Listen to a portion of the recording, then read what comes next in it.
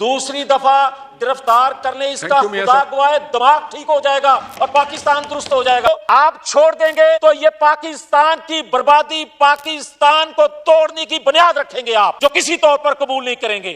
पाकिस्तान तरक्की की राह पर चलना शुरू हो जाएगा। आप छोटों को सजा और दें और ताकतवर जो अदारे हैं उनमें हाजिर सर्विस और रिटायर लोगों ने मिलकर ये मनसूबाबंदी की। ये सारे के सारे मास्टरमाइंड हैं जिनकी वीडियो आई। सिविलियन के खिलाफ आर्मी एक्ट का केस हो, हम मुखालफत करते हैं। मनसूबाबंदी नहीं थी, ये उनका मनसूबा अधूरा है। उनका मनसूबा असल में इस पाकिस्तान को, इस फेडरेशन को तोड़ना था। दुनिया को हम बताएं जो आलमी साजिश है, बाहर से आलमी फोर्सेस अगर हमारे अदारों को कमजोर करना चाहती हैं तो हम वो छोटे बड़े तहफ्फुजात खत्म करके भी इन पाकिस्तान के अदारों का दिफा करेंगे। जावेद लतीफ ने आज पाकिस्तानी होने का हक अदा कर दिया। पार्लियामेंट के फ्लोर पर अपनी हुकूमत के खिलाफ फट पड़े, तमाम तर चीजों से पर्दा उठा दिया और बहुत सारे हकायक पूरी कौम के सामने रख दिए। शहबाज शरीफ को इतनी खरी खरी सुनाई कि वहां पर बैठ ना सका। वीडियो देखिए, फिर इस पर बात करते हैं। गुजारिश ये है कि क्या ये वाकया एक दिन में हो गया है? ये ऐसा नहीं है। जनाब स्पीकर, मैं गुजारिश ये करना चाहता हूं, आप साजिश करने वाले किरदारों को बेनकाब नहीं करेंगे। पाकिस्तान अब मुतहम्मल मजीद नहीं हो सकता और हम संभल जाएं। मैं एक गुजारिश करना चाहता हूं जनाब स्पीकर, गुजारिश इतनी है कि पाकिस्तान के अंदर आलमी फोर्सेस हमेशा से मुदाखलत करती आई हैं, मगर इस तरह कभी ओपन तरीके से, कभी खुलेआम आलमी फोर्सेस ने किसी को सपोर्ट, किसी साजिश को सपोर्ट नहीं किया जिस तरह आज कर रही हैं।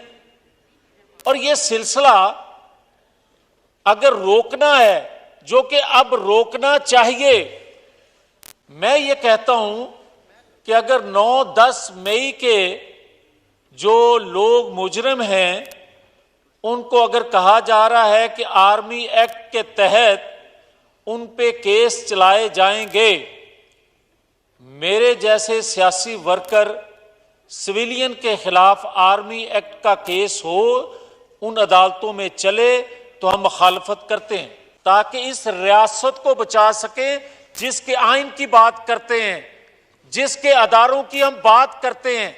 ये रियासती अदारे, आइन उस वक्त होगा जब मेरी रियासत होगी, और अगर मेरी रियासत को नुकसान पहुंचेगा तो मैं किस आइन को मुकद्दस जानूंगा।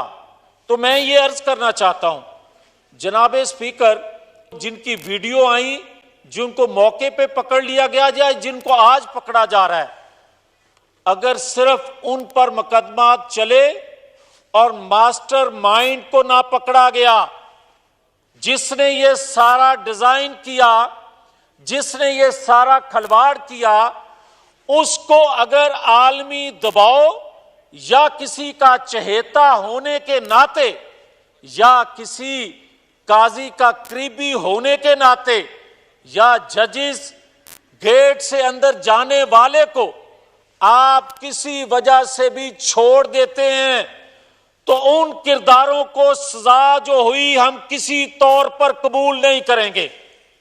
हम कबूल करेंगे अगर ताकतवर को भी वही सजा मिले, साजिश करने वालों को भी वही सजा मिले जो पैसा लेके वो वारदात करने वालों को सजा दी गई है।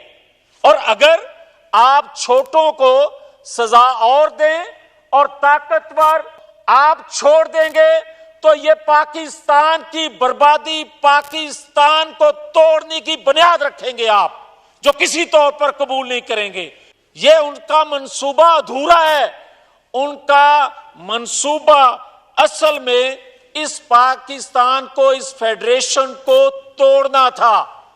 उनका मकसद ये था, दुनिया को हम बताएं जो आलमी साजिश है।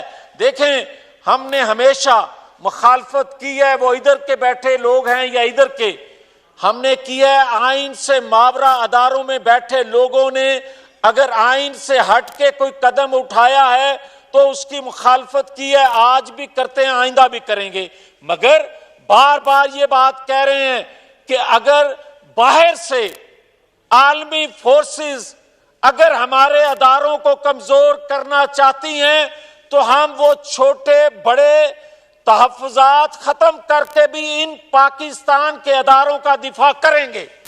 اور اگر ہمیں یہ کوئی بتائے یا سمجھائے کہ جناب چھوٹوں کو پکڑ لیا ہے، بڑوں پہ ہاتھ ڈالا نہیں جا رہا، تو جناب آج کھل کے بتایا جائے اس ہاؤس کو، یہ بتایا جائے کہ کون سے ہاتھ ہیں جو ماسٹر مائنڈ کو، اور یہ حقیقت نہیں ہے کہ پاکستان کے اندر جو ادارے ہیں ان میں حاضر سروس اور ریٹائر لوگوں نے مل کے یہ منصوبہ بندی کی، یہ سارے کے سارے ماسٹر مائنڈ ہیں پاکستان کی بربادی کرنے کے، دنیا میں مذاق بنانے کے پاکستان کو۔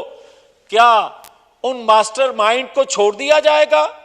اور کیا 2017 میں اگر اس وقت کے قاضی جو تھے وہ ثاقب نثار ہوں، وہ جسٹس بندیال صاحب ہوں، وہ جسٹس کھوسا ہوں، جسٹس اعجاز الاحسن ہوں، جسٹس عظمت سعید ہوں، جسٹس افضل خان ہوں، یہ سارے انتہائی محترم جسٹس جو ہیں، کیا 2017 سے لے کر آج تک بڑی اچھی بات کی؟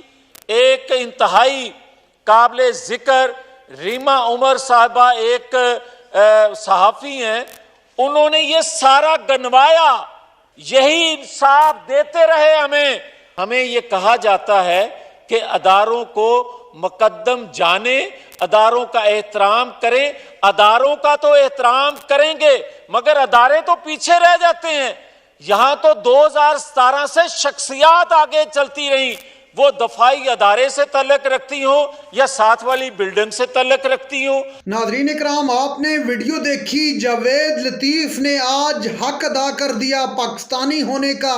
آپ جانتے ہیں کہ اس سے پہلے بھی جاوید لطیف یہ سٹیٹمنٹ دے چکے ہیں کہ اس بار جو حکومت بنی ہے اس پر ہمارا حق نہیں تھا، یہ حکومت ہمیں زبردستی تمائی گئی ہے۔ فارم 47 کی اس حکومت کو پوری دنیا اس وقت کس نظر سے دیکھتی ہے آپ جانتے ہیں۔ اس وقت تحریک انصاف بھی یہی گلہ کرتی ہے کہ اس حکومت کا اخلاقی طور پر کوئی جواز نہیں بنتا کہ اس ملک کے اندر حکومت کر سکیں۔ جاوید لطیف بھی آج اپنی پارٹی پر پھٹ پڑے۔